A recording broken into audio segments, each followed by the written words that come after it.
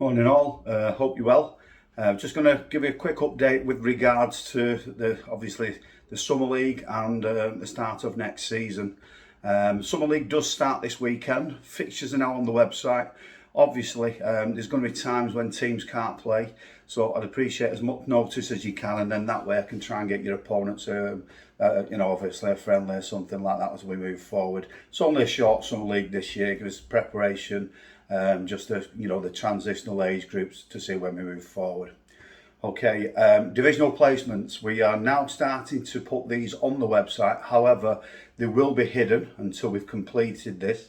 At this moment in time, obviously we've created extra divisions. There's certain age groups where we're going to have an extra 3 divisions in. So it's pointless at this moment in time sending in any form of recommendations of what division you need to go in, because I mean technically there's some teams that have possibly been at the top of their division, however they're still dropping a division. I'll give you an example. Under 10s, whereas last year we had 10 divisions, this season we'll have 13 divisions, due to the number of teams that have entered. So what we will do when we release them, we'll release them for 7 days. Once we've released them, we'll have a look. We'll have the opportunity to juggle fixtures about. However, we won't be able to make too many changes. Unfortunately, the longer we leave it, then the less chance you've got of starting your football on the 11th and the 12th of September. There's a lot of work to do behind the scenes to get the season up and running due to the extended season we've just had. So obviously, don't make any phone calls, guys.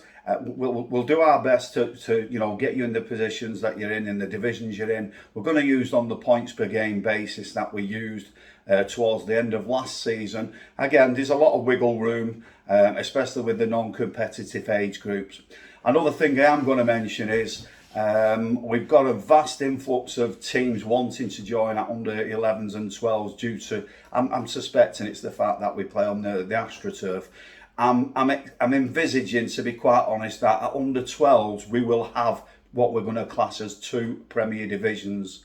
We're going to have far too many teams wanting to play in that top divisions.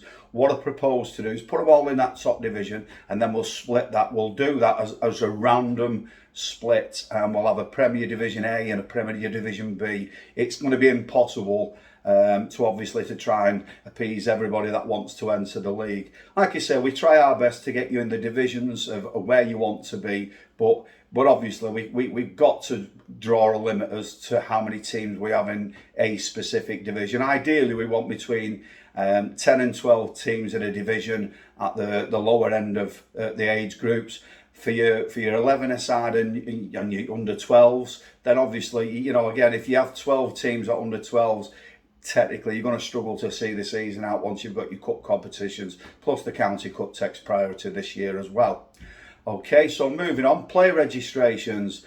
Obviously this time last year we had approximately 6,000 players registered, so we did quite well. Last year was I've lost track of where we're up to now with all the lockdowns, but I think we had about 6,000 players registered. This year we're not fared too good at this moment in time. We've probably got less than 1,000, so you've got your work cut out for you, and obviously you need to get them submitted. If you haven't already started to do so, then you need to do so as soon as possible. One thing we are going to be a bit stricter on this year is obviously the photos. I don't want a photo of a photo, and I don't want a photo where little Johnny's riding a bike round the park. That's not acceptable. Head and shoulders shot. It's not difficult to crop them now on your mobile phones or anything. So let's try and get a decent resemblance of the player that's playing for your team. Get them submitted as soon as possible. We are looking on a daily basis now, and we'll work from it from there. Obviously, just bear in mind this season, towards the end of last season, we let slip the transfers. Obviously, we didn't charge anything for a transfer. This will be reimposed this year. So obviously, if you're going to play a transfer, there is a fee. Check the league rules on that, and obviously that will be chargeable this year. There was far too many, in my opinion, of teams or players jumping ship, just because they've got beat in one game. So at the end of the day, let's try and make a decision of where you want to play your football, and try and stick to it as best as possible. I appreciate if you move house, that's slightly different. Moving on to the 11-a-side. This is a mammoth one now for the 11-a-side. Obviously, John and Jill have been looking at the fixtures. Now, I can generate fixtures for the 7s and 8s once I've put my teams into the divisions. Unfortunately, John and Jill are not in that capacity to be able to do so.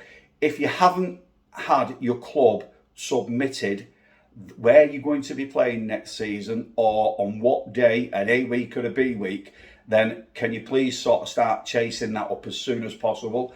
Obviously, I know I spoke to John this morning. He wants to try and release his fixtures round about the second weekend in August, because obviously it's a mammoth task to get them done. So obviously your cooperation is going to be much needed.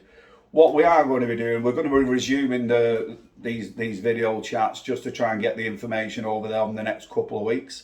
If there's anything that you as a club or you as a team would like me to answer on and obviously pass the information on for everybody else, then I'll certainly do so. So just drop me an email if you've got any questions, emjflsec@gmail.com.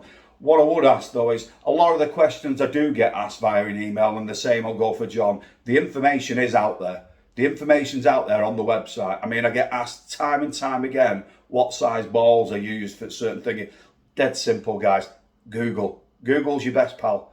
You know, if it's not on our website, which I know it is, then obviously Google it. You know, it just seems to be the common thing now. Well, okay, let's just ask Brian. You know, I mean, listen, if you've got Alexa, ask Alexa.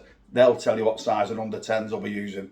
Okay, folks. So obviously, get yourself sorted for the coming season. Try and get the preparation up as much as possible. Obviously, that'll aid us so we can get ourselves prepared and we won't have a delay to the start of the season. Okay, thanks guys. Ta-ra.